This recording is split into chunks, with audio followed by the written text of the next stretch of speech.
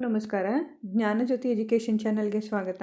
ಇವತ್ತು ನಾನು 6ನೇ ತರಗತಿಯ ಸಮಾಜ ವಿಜ್ಞಾನ ಇದರಲ್ಲಿ ಭಾಗ 2 ಪಠ್ಯಪುಸ್ತಕದಲ್ಲಿ ಬರುವಂತಹ ಗುಪ್ತರು ಎಂಬ ಅಧ್ಯಯನದಲ್ಲಿ ಈ ಸ್ಪರ್ಧಾತ್ಮಕ ಪರೀಕ್ಷೆಗಳಿಗೆ ಅಂದರೆ GPSTR ಮತ್ತು HSTR, TET, VAO, PDO ಇಂತಹ ಸ್ಪರ್ಧಾತ್ಮಕ ಪರೀಕ್ಷೆಗಳಿಗೆ ಕೇಳಬಹುದಾದಂತಹ ಬಹು ನಿರೀಕ್ಷಿತವಾದಂತಹ ಪ್ರಶ್ನೆಗಳನ್ನು ಇವತ್ತು ನಾನು ನಿಮ್ಮ ಮುಂದೆ ಇಡಕ್ಕೆ ಬಯಸ್ತೀನಿ.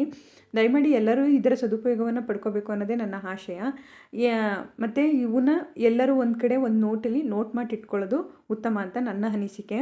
ಬನ್ನಿ ನೋಡ್ತಾ ಹೋಗೋಣ. ಗುಪ್ತರು ಇದರಲ್ಲಿ ಮೊದಲನೇ ಪ್ರಶ್ನೆ ಏನು ತೆಗೆದಿದ್ದೀನಿ ಅಂತಂದರೆ, ನಾನು ಮೌರ್ಯರ ನಂತರ ಸಾಮ್ರಾಜ್ಯ ಕಟ್ಟಿ ಭಾರತವನ್ನು ಆಳಿದ ರಾಜವಂಶ ಯಾವುದು? ಮೌರ್ಯರ ನಂತರ ಸಾಮ್ರಾಜ್ಯವನ್ನು ಕಟ್ಟಿ ಭಾರತವನ್ನು ಆಳಿದಂತಹ ಒಂದು ರಾಜಮನೆತನ ಅಂತ ಅಂದರೆ ಅದು ಗುಪ್ತರು. ಎರಡನೇ ಪ್ರಶ್ನೆಯನ್ನು ನೋಡೋದಾದರೆ, ಗುಪ್ತರ ರಾಜಧಾನಿ ಯಾವುದು? ಗುಪ್ತರ ರಾಜಧಾನಿ ಯಾವುದಾಗಿತ್ತು ಅಂತಂದರೆ ಅದು ಪಾಟಲಿಪುತ್ರ. ಇದು ಮೌರ್ಯರ ರಾಜಧಾನಿಯೂ ಸಹ ಪಾಟಲಿಪುತ್ರನೇ ಆಗಿರುತ್ತೆ ನೋಡಿ. ಮತ್ತು ಗುಪ್ತ ವಂಶದಲ್ಲೇ ಪ್ರಸಿದ್ಧರಾದ ದೊರೆಗಳು ಯಾರು? ಗುಪ್ತ ವಂಶದಲ್ಲೇ ಪ್ರಸಿದ್ಧರಾದಂತಹ ದೊರೆಗಳು ಅಂದರೆ ಸಮುದ್ರಗುಪ್ತ ಮತ್ತು 2ನೇ ಚಂದ್ರಗುಪ್ತ. 4ನೇ ಪ್ರಶ್ನೆ ನೋಡಿ, ಸಮುದ್ರಗುಪ್ತನ ಮಹಾಪರಾಕ್ರಮದ ಬಗೆಗೆ ಮತ್ತು ಅವನ ದಿಗ್ವಿಜಯದ ಬಗೆಗೆ ಕುರಿತು ಮಾಹಿತಿ ನೀಡುವ ಶಾಸನ ಯಾವುದು? ಯಾವ ಶಾಸನ ನೀಡುತ್ತೆ ಅಂತಂದರೆ ಅಲಹಾಬಾದ್ ಸ್ತಂಭ ಶಾಸನ. ನಂತರ 5ನೇ ಪ್ರಶ್ನೆ ನೋಡಿ, ಅಲಹಾಬಾದ್ ಸ್ತಂಭ ಶಾಸನವನ್ನು ರಚಿಸಿದವರು ಯಾರು? ಇದು ತುಂಬ ಇಂಪಾರ್ಟೆಂಟ್ ಪ್ರಶ್ನೆ, ನೆನ್ಪಿಟ್ಕೊಳ್ಳಿ. ಅರಿಶೇಣ. ನೆಕ್ಸ್ಟು 6ನೇ ಪ್ರಶ್ನೆ, ಉತ್ತರ ಭಾರತದ ಎಷ್ಟು ರಾಜರನ್ನು ಸಮುದ್ರಗುಪ್ತನು ಸೋಲಿಸಿದನು? ಸಮುದ್ರಗುಪ್ತನು ಸುಮಾರು 9 ರಾಜರನ್ನು, ಉತ್ತರ ಭಾರತದ 9 ರಾಜರನ್ನು ಅವನು ಸೋಲಿಸ್ತಾನೆ. ಇನ್ನು 7ನೇ ಪ್ರಶ್ನೆ, ಯಾವ ರಾಜರು ಸಮುದ್ರಗುಪ್ತನ ಪರಮಾಧಿಕಾರವನ್ನು ಒಪ್ಪಿಕೊಂಡರು? ಯಾರಂತಂದರೆ ಅಫ್ಘಾನಿಸ್ತಾನದ ಕುಶಾನ ದೊರೆಗಳು ಮತ್ತು ಗುಜರಾತಿನ ಸತ್ರಪರು ಅಥವಾ ಶಕರು. 8ನೇ ಪ್ರಶ್ನೆ, ದಕ್ಷಿಣ ಭಾರತದ ಎಷ್ಟು ರಾಜರನ್ನು ಸಮುದ್ರಗುಪ್ತನು ಸೋಲಿಸಿದನು? ದಕ್ಷಿಣ ಭಾರತದ 12 ಮಂದಿ ರಾಜರನ್ನು ಸಮುದ್ರಗುಪ್ತನು ಸೋಲಿಸ್ತಾನೆ ನೋಡಿ. 9ನೇ ಪ್ರಶ್ನೆ, ಸಮುದ್ರಗುಪ್ತನು ತನ್ನ ದಂಡಯಾತ್ರೆಯ ನೆನಪಿಗಾಗಿ ಯಾವ ಯಾಗವನ್ನು ಕೈಗೊಂಡನು? ಸಮುದ್ರಗುಪ್ತನು ತನ್ನ ದಂಡಯಾತ್ರೆಯ ನೆನಪಿಗಾಗಿ ಅಶ್ವಮೇಧ ಯಾಗವನ್ನು ಕೈಗೊಳ್ತಾನೆ. 10ನೇ ಪ್ರಶ್ನೆ, ಗುಪ್ತರ ಯಾವ ರಾಜನು ವಿದ್ಯಾಪೋಷಕನಾಗಿದ್ದು ಸ್ವತಃ ಕವಿ ಮತ್ತು ಸಂಗೀತಗಾರನಾಗಿದ್ದನು? ಇದು ತುಂಬ ಇಂಪಾರ್ಟೆಂಟ್ ಪ್ರಶ್ನೆ, ನೆನ್ಪಿಟ್ಕೊಳ್ಳಿ. ಸಮುದ್ರಗುಪ್ತ. ನೆಕ್ಸ್ಟು 11ನೇ ಪ್ರಶ್ನೆ, ಕವಿರಾಜ ಎಂಬ ಬಿರುದನ್ನು ಹೊಂದಿದ್ದವರು ಯಾರು? ಕವಿರಾಜ ಎಂಬ ಬಿರುದನ್ನು ಹೊಂದಿದ್ದವರು ಸಮುದ್ರಗುಪ್ತ. 12ನೇ ಪ್ರಶ್ನೆ, ವೀಣೆ ನುಡಿಸುವ ಚಿತ್ರವಿರುವ ನಾಣ್ಯಗಳು ಯಾವ ರಾಜನ ಬಗೆಗೆ ಮಾಹಿತಿ ನೀಡುತ್ತವೆ? ವೀಣೆ ನುಡಿಸುವಂತಹ ಚಿತ್ರವಿರುವ ನಾಣ್ಯಗಳು ಸಮುದ್ರಗುಪ್ತನ ಬಗೆಗೆ ಮಾಹಿತಿಯನ್ನು ನೀಡುತ್ತವೆ. ನೆಕ್ಸ್ಟು 13ನೇ ಪ್ರಶ್ನೆ, ಸಮುದ್ರಗುಪ್ತನ ಮಂತ್ರಿ ಯಾರು? ಸಮುದ್ರಗುಪ್ತನ ಮಂತ್ರಿ ಬಂದು ವಸುಬಂಧು ಅಂತ ಹೇಳಿ, ವಸುಬಂಧು ನೋಡಿ. 14ನೇ ಪ್ರಶ್ನೆ, ವಸುಬಂಧು ಯಾವ ಧರ್ಮಕ್ಕೆ ಸೇರಿದವನಾಗಿದ್ದನು? ವಸುಬಂಧು ಬೌದ್ಧ ಧರ್ಮಕ್ಕೆ ಸೇರಿದವನಾಗಿರ್ತಾನೆ. ನೆಕ್ಸ್ಟು 15ನೇ ಪ್ರಶ್ನೆ, ಸಮುದ್ರಗುಪ್ತನ ಚಿನ್ನದ ನಾಣ್ಯಗಳು ಏನನ್ನು ಪ್ರತಿಬಿಂಬಿಸುತ್ತವೆ?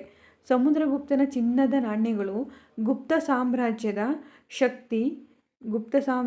ಶಕ್ತಿ, ಸಂಪತ್ತು ಹಾಗೂ ವೈಭವವನ್ನು ಪ್ರತಿಬಿಂಬಿಸುತ್ತವೆ. 16ನೇ ಪ್ರಶ್ನೆ, ಸಮುದ್ರಗುಪ್ತನ ಪುತ್ರನ ಹೆಸರೇನು? ಸಮುದ್ರಗುಪ್ತನ ಪುತ್ರ ಯಾರು ಅಥವಾ ಅವನ ಹೆಸರೇನು ಅಂತಂದರೆ 2ನೇ ಚಂದ್ರಗುಪ್ತ. 17ನೇ ಪ್ರಶ್ನೆ, ಗುಜರಾತಿನಲ್ಲಿ 3 ಶತಮಾನಗಳಿಗಿಂತಲೂ ಹೆಚ್ಚು ಕಾಲ ಆಳ್ವಿಕೆ ನಡೆಸಿದವರು ಯಾರು? ಯಾರು ಅಂತಂದರೆ ಗುಜರಾತಿನಲ್ಲಿ 3 ಶತಮಾನಗಳಿಗಿಂತಲೂ ಹೆಚ್ಚು ಕಾಲ ಆಳ್ವಿಕೆ ನಡೆಸಿದವರು ಸತ್ರಪರು ಅಥವಾ ಶಕರು. 18ನೇ ಪ್ರಶ್ನೆ, ಚಂದ್ರಗುಪ್ತನ ಮುಖ್ಯ ಸೈನಿಕ ಸಾಧನೆ ಯಾವುದಾಗಿತ್ತು? ಯಾವುದು ಅಂತಂದರೆ ಗುಜರಾತಿನ ಸತ್ರಪರನ್ನು ಸೋಲಿಸಿದ್ದು, ಸತ್ರಪರು ಅಥವಾ ಶಕರು. 19ನೇ ಪ್ರಶ್ನೆ, 2ನೇ ಚಂದ್ರಗುಪ್ತನಿಗೆ ಇದ್ದ ಬಿರುದು ಯಾವುದು? 2ನೇ ಚಂದ್ರಗುಪ್ತನಿಗೆ ವಿಕ್ರಮಾದಿತ್ಯ ಅನ್ನೋ ಬಿರುದು ಇರುತ್ತೆ. 20ನೇ ಪ್ರಶ್ನೆ, ಗುಪ್ತ ಅರಸುಗಳಲ್ಲಿ ಹೊಸ ಬಗೆಯ ಚಿನ್ನದ ನಾಣ್ಯಗಳನ್ನು ಹೊರಡಿಸಿದವರು ಯಾರು? ಯಾರಂತಂದರೆ 2ನೇ ಚಂದ್ರಗುಪ್ತ. 21ನೇ ಪ್ರಶ್ನೆ, 2ನೇ ಚಂದ್ರಗುಪ್ತನ ಅರಮನೆಯಲ್ಲಿ ಇದ್ದಂತಹ ಪ್ರಖ್ಯಾತ ವಿದ್ವಾಂಸ ಯಾರು? ಯಾರಂತಂದರೆ ಮಹಾಕವಿ ಕಾಳಿದಾಸ. 22ನೇ ಪ್ರಶ್ನೆ, ಗುಪ್ತರ ಯಾವ ರಾಜನ ಕಾಲದಲ್ಲಿ ಸಾಮ್ರಾಜ್ಯವು ಆರ್ಥಿಕ ಕ್ಷೇತ್ರದಲ್ಲಿ ಭಾರಿ ಸಮೃದ್ಧಿ ಸಾಧಿಸಿತ್ತು? ಉತ್ತರ 2ನೇ ಚಂದ್ರಗುಪ್ತ. 23ನೇ ಪ್ರಶ್ನೆ, ಪಾಹಿಯಾನ್ ಯಾರು? ಪಾಹಿಯಾನ್ ಚೀನಾ ದೇಶದ ಒಬ್ಬ ಬೌದ್ಧ ಭಿಕ್ಷು. ನೆಕ್ಸ್ಟು 24ನೇ ಪ್ರಶ್ನೆ, ಬೌದ್ಧ ಧರ್ಮದ ತವರನ್ನು ನೋಡಬೇಕೆಂಬ ಹಂಬಲದಿಂದ ಪ್ರಯಾಸಪಟ್ಟು ಭಾರತಕ್ಕೆ ಬಂದ ಬೌದ್ಧ ಭಿಕ್ಷು ಅಥವಾ ಚೀನಾದ ಯಾತ್ರಿಕ ಯಾರಂತಂದರೆ ಪಾಹಿಯಾನ್. ಇಲ್ಲಿ ನೋಡಿ ನೆನ್ಪಿಟ್ಕೊಳ್ಳಿ, ಬೌದ್ಧ ಧರ್ಮ ಆಯಿತಾ. ಇನ್ನೊಂದು ಬಂದ್ಬಿಟ್ಟು ಚೀನಾದ ಯಾತ್ರಿಕ. ನೆಕ್ಸ್ಟು 25ನೇ ಪ್ರಶ್ನೆ, ಪಾಹಿಯಾನ್ ಗುಪ್ತರ ಯಾವ ರಾಜನ ಆಳ್ವಿಕೆಯ ಕಾಲದಲ್ಲಿ ಭಾರತಕ್ಕೆ ಭೇಟಿ ನೀಡಿದನು? ಅವನು 2ನೇ ಚಂದ್ರಗುಪ್ತನ ಆಳ್ವಿಕೆಯ ಕಾಲದಲ್ಲಿ ಭಾರತಕ್ಕೆ ಭೇಟಿಯನ್ನು ನೀಡಿರ್ತಾನೆ.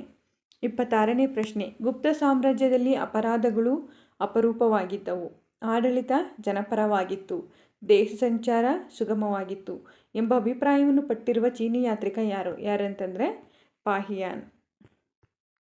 27ನೇ ಪ್ರಶ್ನೆ, ಪಾಹಿಯಾನ್ ಕೃತಿ ಯಾವುದು?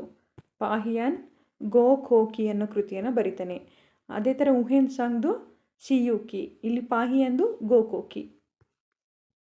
28ನೇ ಪ್ರಶ್ನೆ, 2ನೇ ಚಂದ್ರಗುಪ್ತನ ಅರಮನೆಯಲ್ಲಿ ಎಷ್ಟು ಮಂದಿ ಕವಿಗಳು ಇದ್ದರು? 2ನೇ ಚಂದ್ರಗುಪ್ತನ ಅರಮನೆಯಲ್ಲಿ ನವರತ್ನಗಳು ಅಂತ ಕರಿತಾ ಇದ್ರು, ಅಂದರೆ 9 ಮಂದಿ ಕವಿಗಳು ಇದ್ದರು. 29ನೇ ಪ್ರಶ್ನೆ, ಕಾಳಿದಾಸನು ಒಟ್ಟು ಎಷ್ಟು ನಾಟಕಗಳು ಮತ್ತು ಎಷ್ಟು ಕಾವ್ಯಗಳನ್ನು ರಚಿಸಿದ್ದಾನೆ? ಕಾಳಿದಾಸನು ಒಟ್ಟು 4 ಕಾವ್ಯಗಳು 3 ನಾಟಕಗಳನ್ನು ರಚಿಸಿದ್ದಾನೆ. 30ನೇ ಪ್ರಶ್ನೆ, ಕಾಳಿದಾಸನ ಅತ್ಯಂತ ಶ್ರೇಷ್ಠ ನಾಟಕ ಯಾವುದು? ಕಾಳಿದಾಸನ ಅತ್ಯಂತ ಶ್ರೇಷ್ಠ ನಾಟಕ ಅಭಿಜ್ಞಾನ ಶಾಕುಂತಲಂ. 31ನೇ ಪ್ರಶ್ನೆ, ಕಾಳಿದಾಸನನ್ನು ಏನೆಂದು ಪ್ರಶಂಸೆ ಮಾಡಲಾಗಿದೆ? ಕಾಳಿದಾಸನನ್ನು ಕವಿ ಕುಲಗುರು ಎಂದು ಕರೆಯಲಾಗುತ್ತದೆ. 32ನೇ ಪ್ರಶ್ನೆ, ಶೂದ್ರಕನು ಬರೆದ ನಾಟಕ ಯಾವುದು? ಶೂದ್ರಕ ಮೃಚ್ಛಕಟಿಕ ಅನ್ನೋ ಒಂದು ನಾಟಕವನ್ನು ಬರೀತಾನೆ. 33ನೇ ಪ್ರಶ್ನೆ, ವಿಶಾಖದತ್ತನು ಬರೆದ ನಾಟಕ ಯಾವುದು? ವಿಶಾಖದತ್ತನು ಮುದ್ರ ರಾಕ್ಷಸ ಅನ್ನೋ ಒಂದು ನಾಟಕವನ್ನು ಬರೀತಾನೆ. 34ನೇ ಪ್ರಶ್ನೆ, ವಿಷ್ಣು ಶರ್ಮನು ಬರೆದ ಕಥಾ ಸಂಗ್ರಹದ ಹೆಸರೇನು? ಏನು ಅಂತಂದರೆ ಪಂಚತಂತ್ರ. 35ನೇ ಪ್ರಶ್ನೆ, ಅಮರಸಿಂಹನು ಬರೆದ ಶಬ್ದಕೋಶದ ಹೆಸರೇನು? ಅಮರಕೋಶ. ಅಮರಸಿಂಹಂದು ಅಮರಕೋಶ ನೆನ್ಪಿಟ್ಕೊಳ್ಳಿ. 36ನೇ ಪ್ರಶ್ನೆ, ನಮ್ಮ ದೇಶದಲ್ಲಿ ದೇವಾಲಯ ನಿರ್ಮಾಣ ವಾಸ್ತು ಆರಂಭಗೊಂಡಿದ್ದು ಯಾವ ಸಾಮ್ರಾಜ್ಯದ ಕಾಲದಲ್ಲಿ? ಗುಪ್ತ ಸಾಮ್ರಾಜ್ಯದ ಕಾಲದಲ್ಲಿ. 37ನೇ ಪ್ರಶ್ನೆ, ಭಾರತದ ಅತ್ಯಂತ ಪ್ರಾಚೀನ ದೇವಾಲಯ ಯಾವುದು?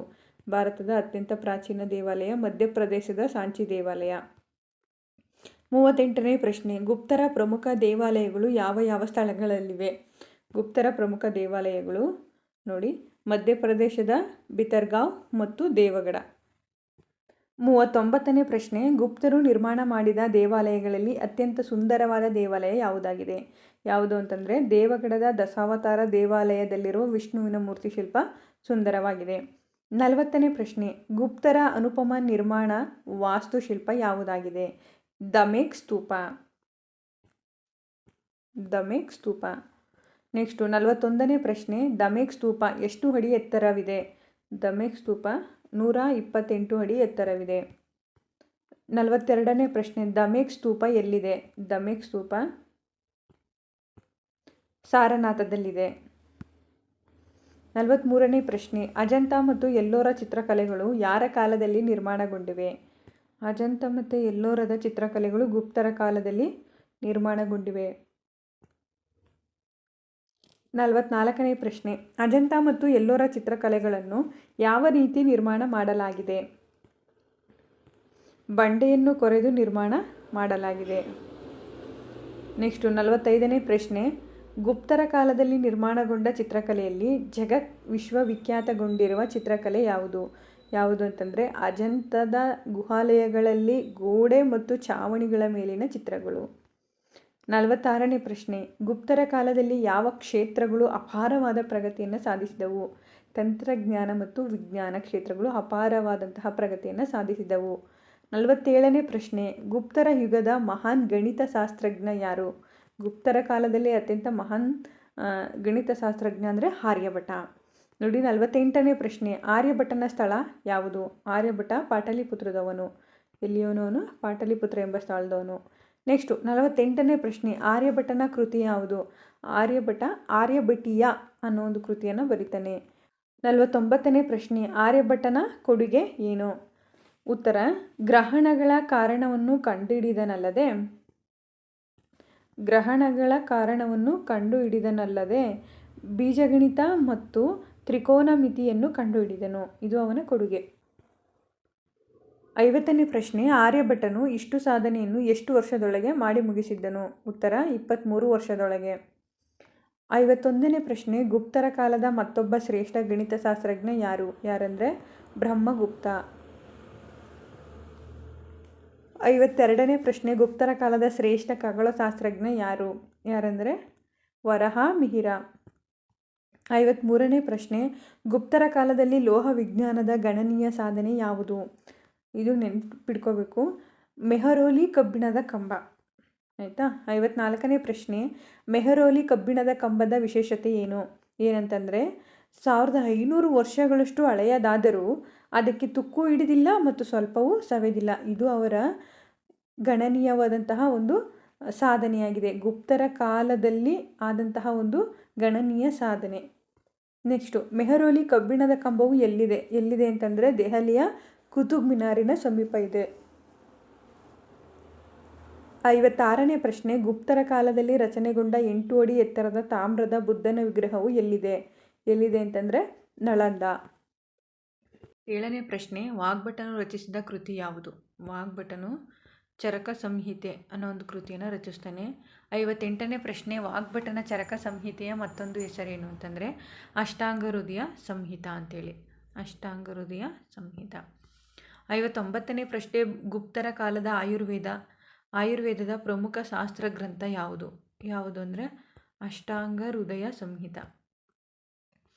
60ನೇ ಪ್ರಶ್ನೆ, ಗುಪ್ತರ ಕಾಲದಲ್ಲಿ ಶಸ್ತ್ರಚಿಕಿತ್ಸಕರು ಸುಮಾರು ಎಷ್ಟು ಬಗೆಯ ಶಸ್ತ್ರಚಿಕಿತ್ಸಾ ಉಪಕರಣವನ್ನು ಬಳಸುತ್ತಿದ್ದರು?